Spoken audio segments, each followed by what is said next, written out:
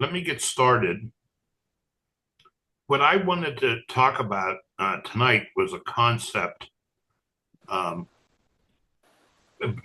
Actually, this is probably one of my top five management books I've read, and it's had a number of additions to it. It's called Problem Framing, and I'll be putting the slides in. At the last slide, I have a reference for the book. I found this so helpful to me, and as a concept. And let me just go down through it and explain it. I think a lot of it might make sense as you go through this, and it relates to some of the other topics. And well, let me explain it. You'll see where some of this starts to come out.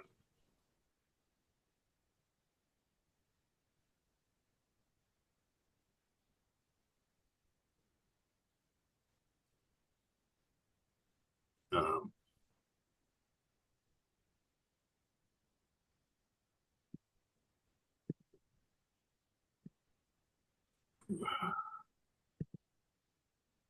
there we go.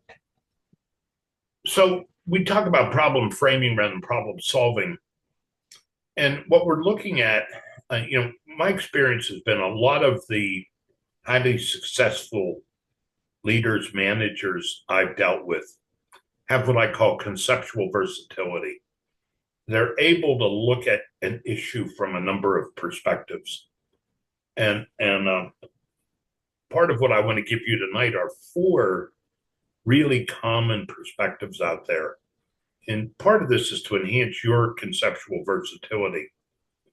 And what we're looking about are getting at some of the assumptions about the nature of a problem. And why are we using the frame terminology? Well, a frame is like how you see something. It's bounded by the frame you put around it. Like if I turn around and look out the window beside me, I see certain things in the frame. And I don't know if you can see out my window, but someone standing in the doorway looking through the same frame is going to have a different perspective. That's why we use the frame. So it's really a perspective on things rather than a diagnosis. Rather than problem solving, you're framing a problem, and I'll show you how that works. You know, in I talked about this a little bit, but when we all diagnose a problem, there are three common myths or ways we diagnose a problem. People blaming approach is the most common. I don't need to say more about that.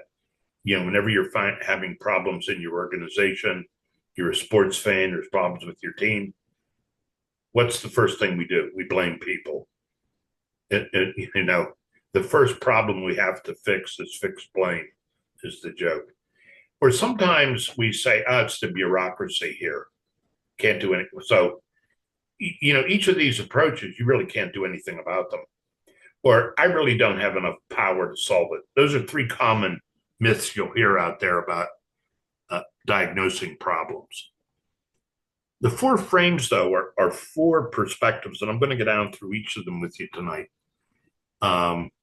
And that complete the sentence exercise I gave you. What I'm going to ask you to do is go back and relook at your answers and try and diagnose which frame you answered them from. And then I gave you an assessment, that leadership assessment, which tries to get at which of these frames is your preferred frame, or which. So the four are structural, human, political, and symbolic. The first two we study quite a bit in school, and you read about them a lot. You don't read quite as much about the last two. The structural frame, though, it emphasizes the importance of formal roles. We create structures to fit an organization's environment. We create rules, you divide labor, people have different specializations. So that's what the structural frame is all concerned with. It's how your organization is set up, job descriptions and all of this. These are all structures. And people with a high structural perspective, if they see a problem, their solution is their problem is the structure doesn't fit the solution. So what should we do?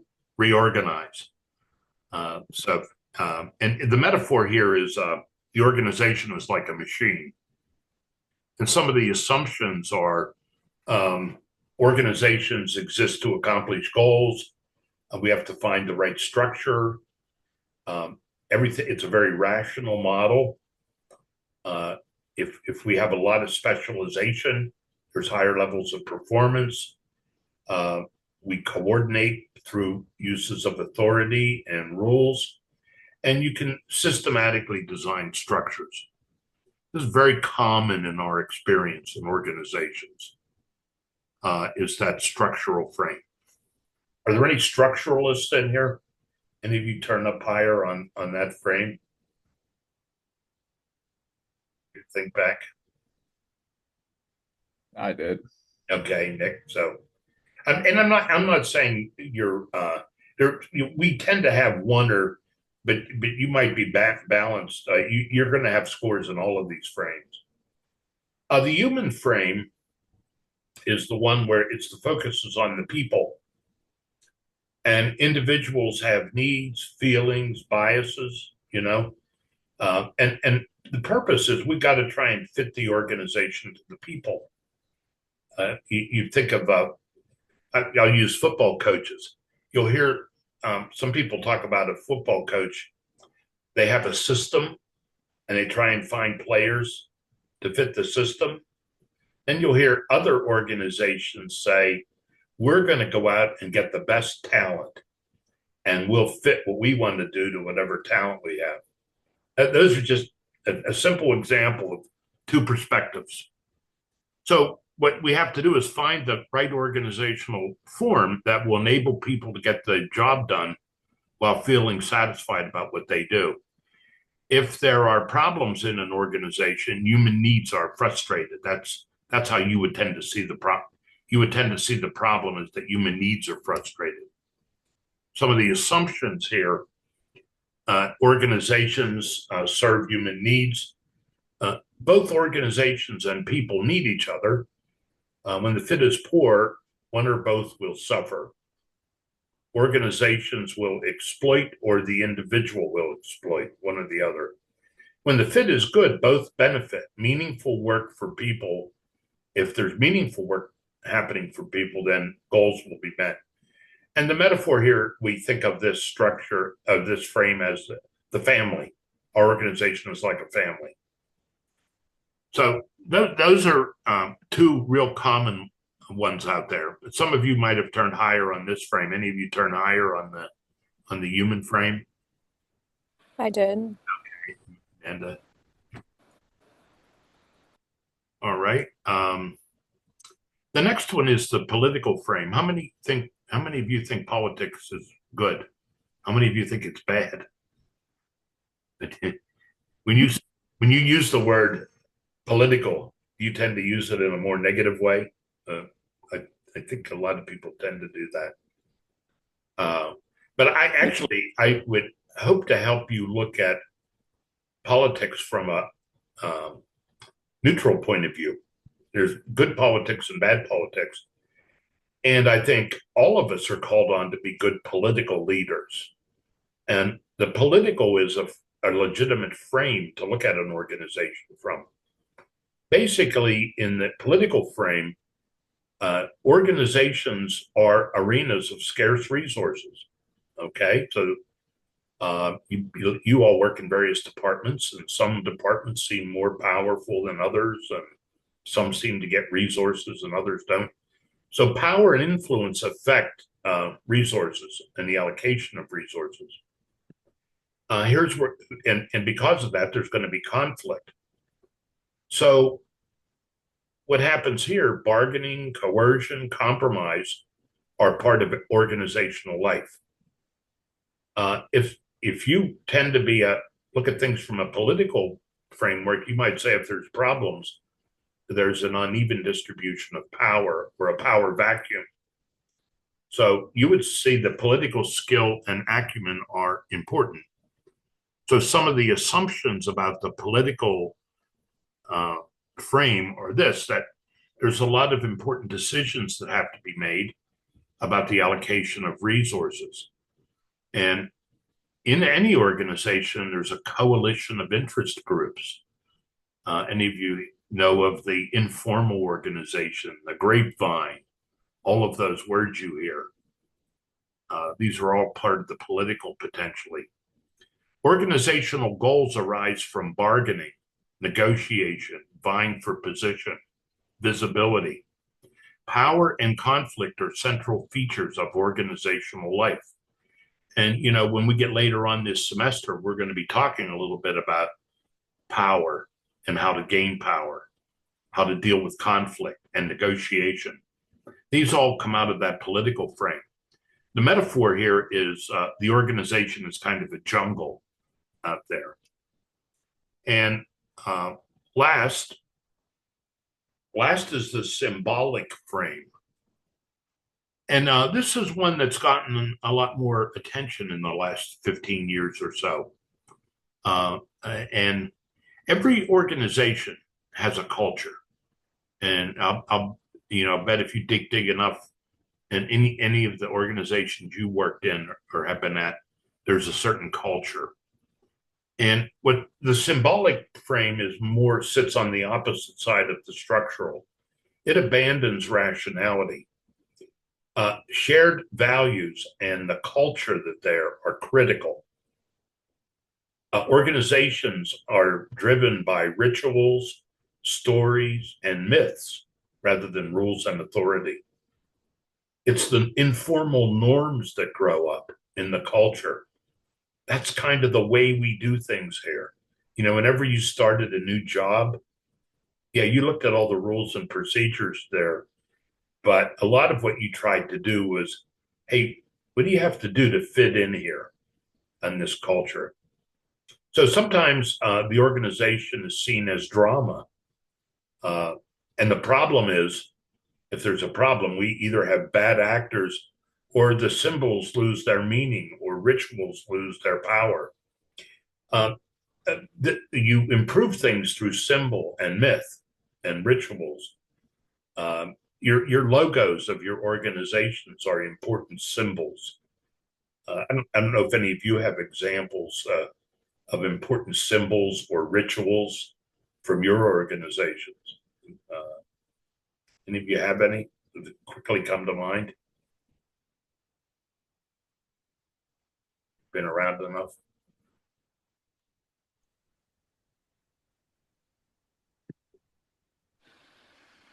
I don't know if we really have rituals. We do have like certain engagement things that repeat every year. Like we have a customer service week coming up. I don't know if that counts. It's every Yeah. year. Is it a special time you do things? Yeah, we recognize our sales reps a lot. Like we put together a whole week of games and prizes and things like that. That's what we're talking about here. Those kind of things. I'll never forget a story. It's about LaSalle. I'm going back a few years. I'm going back maybe to the 90s. When I first started working there, one of the major events was the Christmas party or the holiday party. And everyone came from uh, people who were in security or cleaned our offices all the way to the president. It was a major party. And it kind of symbolized, we're all in this together and all of that. And I remember one of the years that we were going through some drama and bad times. I think it was in the 90s, one of the first recessions, and looking for ways to save money. The president at the time made a decision that each of the units would do their own Christmas party. They could spend so much money. Man, did that have such a negative impact on the morale of the environment at the time. And it was just an important symbol being taken away about the culture of who we were. So you got to watch tampering with some of these things. You improve it through symbol and myth. Um, what is important is not what happened, but the meaning people attach to what happened. Um, uh, sometimes you see these union management negotiations, people walking picket lines, and just different things that are so symbolic. Many significant events are ambiguous. Ambiguity and uncertainty undermine rational approaches to analysis, problem solving, and decision making. So when organizations, when things are very ambiguous and not certain and things are changing, the symbolic frame takes importance. And we as humans create symbols to reduce confusion and give meaning. I mean, why do we have, you think about the most important things in life that aren't easily understood, like death and uh, love and all these things, which are hard to understand rationally. Symbols we use symbols, we use rituals. The more ambiguous things are, the more important symbols and rituals become, and they give meaning. So the metaphor here is the world is a stage. So these are and just a summary here, I'll read it. I think it states that each of these frames is a vision of reality. So what I exhort all of you to do is think about this. And as you look at problems, here's 4 ways to look at them.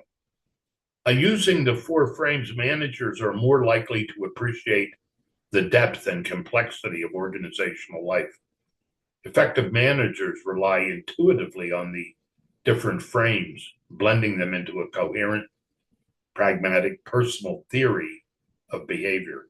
Understanding all 4 frames can enrich the manager's native intuition and increase the ability to act effectively in complicated and ambiguous situations. Take meetings, for example. Meetings could serve one of those 4 purposes. And I've been to meetings that everyone complained about, but if they tried to do away with them, like meetings where everyone from every department is represented, it's almost very symbolic because if my department's there, I'm at the table. And sometimes those meetings can be boring and not much seems to happen, but sometimes they solve a symbolic purpose of everyone, everyone's importance is being recognized. So there's a lot of different ways to look at these things. So the structural, you emphasize rationality. You're likely to believe strongly in the importance of clear structure and well-developed systems. A good leader is someone who thinks clearly, makes good decisions, has good analytic skills, and can design structures and systems that get the job done. And just talking again about human resource, you emphasize the importance of people. You believe your job is to develop a good fit. You believe in the importance of coaching, participation, motivation, teamwork. A good leader is like a facilitator who supports and empowers others. So if you come into a meeting and say you have a heavy duty structuralist and a heavy duty humanist going at each other on a problem, and they seem to be in conflict, a lot of it could be a conflict around how they view the situation. And I've been in meetings like that. Next time you're at a meeting, try and fit people into one of these categories by the way they're talking or how the organization is going. I'm sure you could probably think of situations right now. The political, you believe that there's a lot of competition going on. Part of your job is to mobilize resources, advocate, fight for your organization's goals and objectives. You want to build alliances and networks and coalitions. Networking is one of the biggest political skills. A good leader is one who's an advocate and negotiator, is comfortable with conflict. And then the symbolic, you believe the essential task of management is to provide a vision or inspiration. You rely on personal charisma, maybe a flair for the drama to get people excited and committed.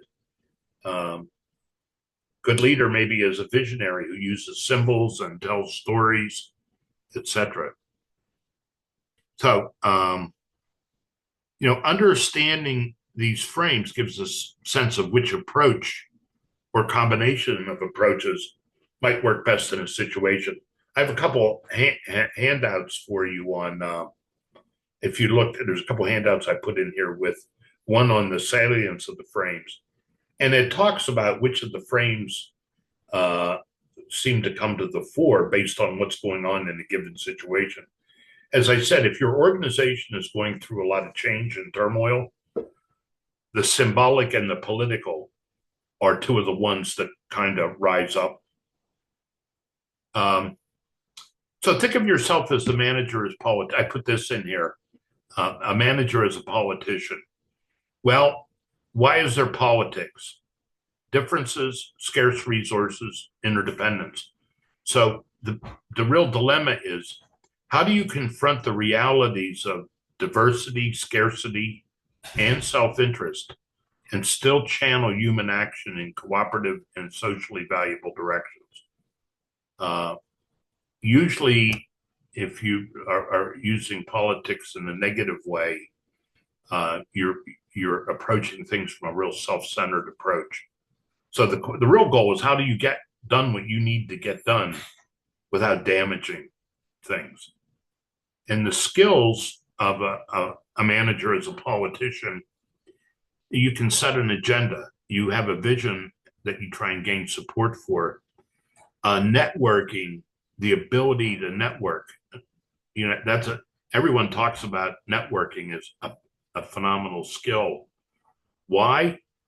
Because you're connected out there and you can go anywhere and have influence because of your connections, either for yourself or your organization. And then finally, the skills of both bargaining and negotiating.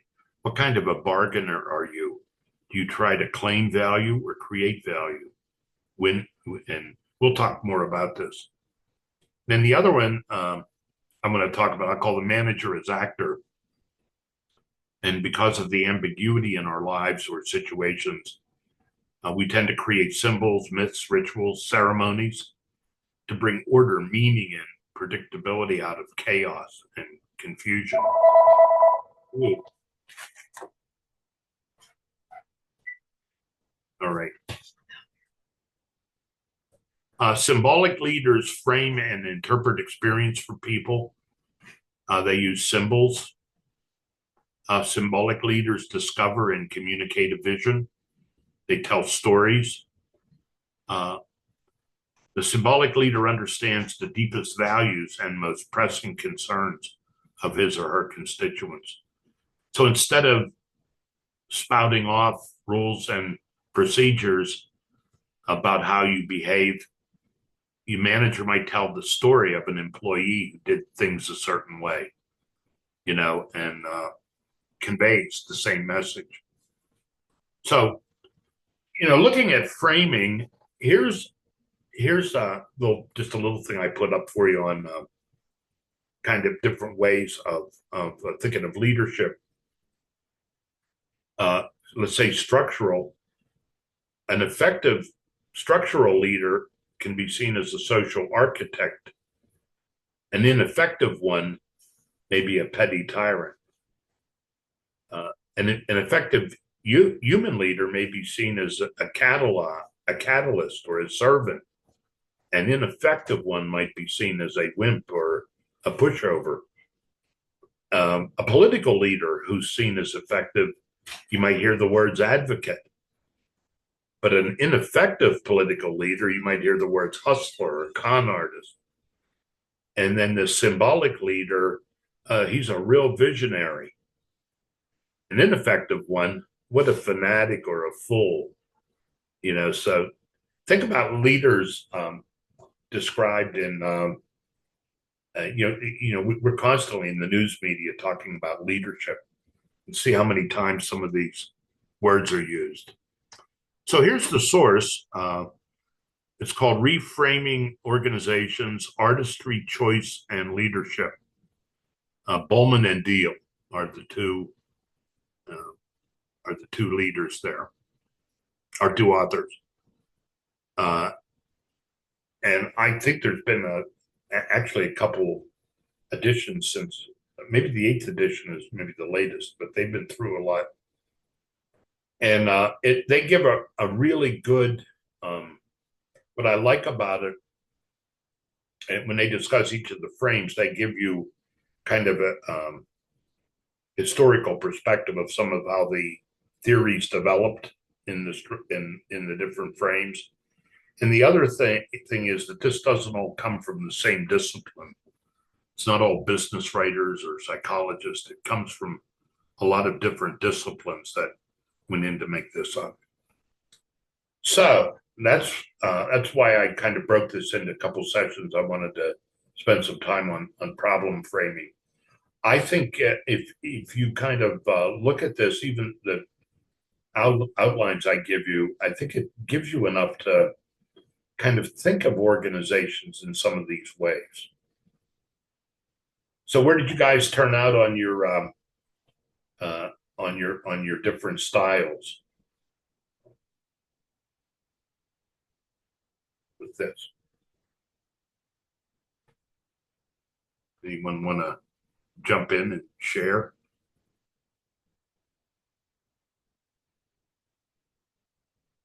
Nick, you said you were a structuralist. Yeah, that was my highest score. I had a 23 on that one.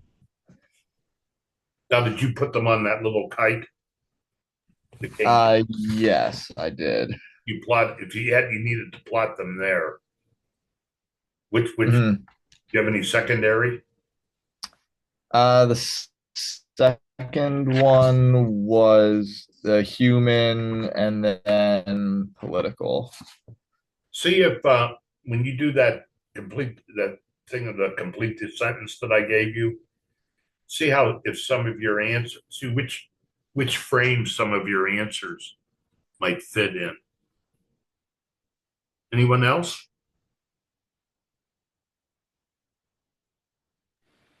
Yeah, Mine was human resource was my highest, and then structural. yeah. Again, take a look at how some of your answers, how those complete the sentence.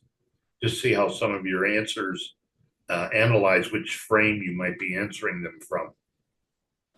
It was definitely human resource. Oh, what? Um, yeah, like my for a leader always I put like needs to advocate for their team. Um, and a good organization I put has inclusive culture, strong vision, plan, kind, and effective for leadership. So I feel like both of those really fell under human resource.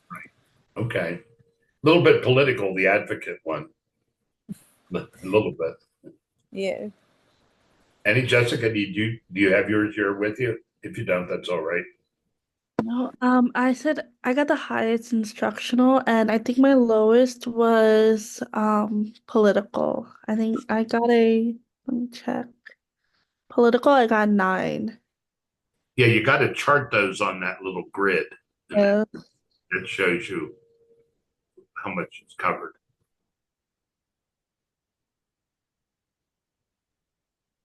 I always get confused how to score them. I did it, but I am confused. Am I adding up the numbers and the letters? Like I'm confused how to score it.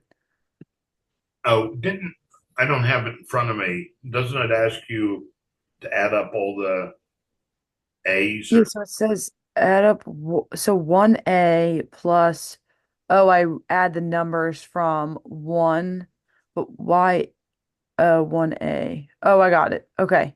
okay. Sorry, that was just me being stupid. Sorry. Sometimes these things are confusing. Yeah, I was reading it and I wasn't getting it, but as soon as I was able to talk through it, I think I got it. Okay. All right, good. And any of you have any thoughts on this from your own organizational perspectives? Makes sense to you? But what helped me the most was attuning to the political and symbolic, uh, and I've seen how organizations that go through mergers and acquisitions, a lot of them trip up because of some of the cultural differences between the organizations, and people don't appreciate uh, those informal norms that grow up in an organization. All right. Anyone have any questions before I end up for the night? I will see you next Wednesday on campus. All right. And I'll put some stuff out on the module, but just read the chapter on communication next week, and we'll be focusing on that. All right.